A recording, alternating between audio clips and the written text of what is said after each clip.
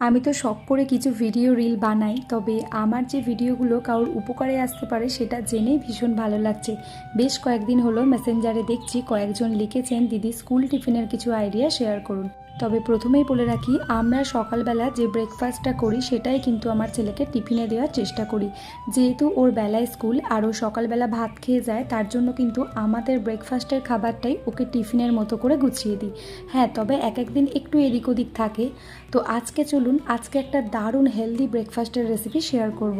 এর আগে আমি অ্যাভোকাডো নিয়ে ভিডিও বানিয়েছিলাম, তবে সেই অ্যাভোকাডোটা কিন্তু আমাদের এলাকা থেকে নিয়েছিলাম।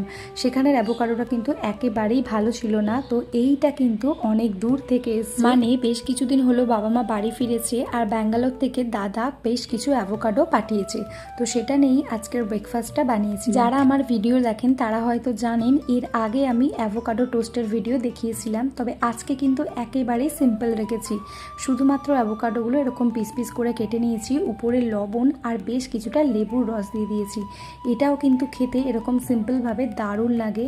আর অ্যাভোকাডো যেহেতু প্রচুর পরিমাণ গুণাগুণ, তাই বাচ্চাকেও যদি একটু ভুলিয়ে ভালিয়ে খাওয়ানো যায় তাহলে কিন্তু বেশ ভালো হয়। তো আজকে টিফিনটাও এটাই দিয়েছিলাম, অ্যাভোকাডো। আর যে পাস্তাটা বানিয়েছিলাম সেটা আটার পাস্তা বানিয়েছিলাম। তো টিফিন আইডিয়াটা কেমন লাগলো অবশ্যই জানাবেন। আর এরকম সুন্দর সুন্দর ভিডিও দেখার জন্য চ্যানেলটি সাবস্ক্রাইব বা ফলো করে আমার পাশে থাকবেন। ধন্যবাদ।